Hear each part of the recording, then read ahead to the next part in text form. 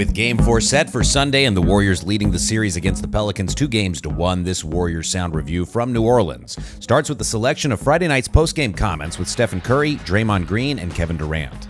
Had some breakdowns defensively, some missed shots. You know, it happens. We want to be perfect out there, but it's the playoffs, so you just got to have a little sense of resiliency and start the game better on Sunday and figure it out. For Draymond and really anybody that wants to step in, just defensively tonight, what did you see as far as breakdowns that led to maybe some open threes and then Davis getting going as the game went on?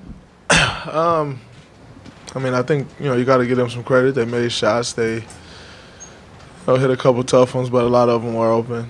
We just, got to lock in and focus a little better. I think we got away from a lot of the stuff that we have been doing. Throughout the course of the first two games.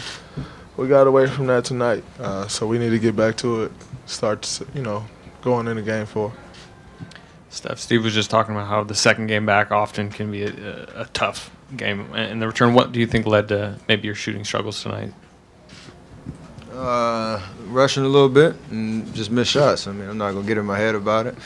Another opportunity on Sunday. Can't really dwell on anything. You obviously study the film, see where you can try to pick the defense apart a little bit better, be a little bit more patient, and more selective with shots, especially if you don't have it going early. But other than that, just play your game and figure it out. Kevin, it looked like early you were like trying to get some energy going, especially I saw you clapping on a missed defense, like let's go. How tough is it when you're in that lull, I guess, as a team to kind of carry that energy level up? Just try to play hard as you can, no matter what. Leave it all out there, no matter the score. Not really care about the outcome. If you just play hard and forget about the previous play or the next play, just focus on the present. So just try to do that as much as we can. It didn't go so well for us tonight, but we got another opportunity on Sunday. And this was the talk on set at NBA TV as Casey Stern, Grant Hill, and Caron Butler had the Game 3 breakdown. Golden State and Draymond Green seem defiant about, hey, look, we'll come back on Sunday. What do you expect out of Golden State in Game 4? I kind of expect what we're seeing now in this Houston-Utah game. The elite teams, they bounce back. They get upset at a performance like this. They know they can play better. They have a confidence that goes with that. Obviously, Golden State's super talented. Give credit, New Orleans was fantastic Game 3, and we expected that. We obviously expected them to come out and give a great performance. But it's about making adjustments, their experience, their collective talent in that locker room for Golden State.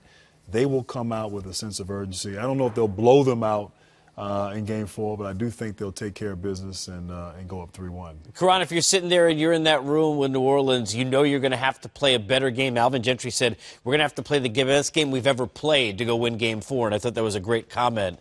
What's the mindset now? What does New Orleans need to do to have a chance to win that Game 4? Well, offensively, I don't think they'll have the same struggles. But defensively, if, the Pelicans come out with the same disposition and the same approach and the same sense of urgency in that game, you give yourself a shot. You just want it to be a possession ball game, but they can score at a rapid rate. You don't want them to get kind of too far out there where they separate with a cushion, with a big lead, and put you in a situation where you're playing hero basketball. One thing we saw, again, we opened with this, the ball movement normally to the side of the Warriors really above anybody in the National Basketball Association. But how about 36-22, 21 of them for Rondo? The ball movement, they got a lot of easy shots.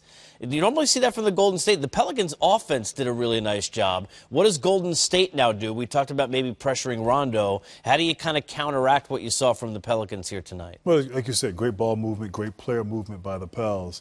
But given the complementary players, the points, Mirotic 16, Moore 13, Ian Clark, off the bench with 18. Like, that just can't happen. And a good team like the Golden State Warriors, the champions, they will clamp down on those complementary players. Yes, Anthony Davis, he's a great player. He's going to continue to be great. Jrue Holiday's playing at a great elite level. Rondo will continue as playoff Rondo. But if you can limit the production of those others, it's a different ball game. And so that, and so yeah, you can make adjustments. What you do with Anthony Davis, obviously Drew Holiday, try not to let him get off. But it's those complementary guys. You shut them down. You ain't shut them down tonight. It might be a different ball game, a different outcome for the Warriors. So there's some tweaks they can make.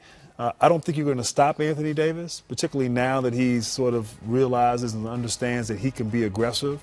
But you can make some subtle changes here and there to make it a little bit more difficult for him and for Holiday. 2:30 Central, 12:30 in the Bay Area Sunday, Warriors-Pelicans, Game 4. I'm Lawrence Scott, and this is Warriors Center.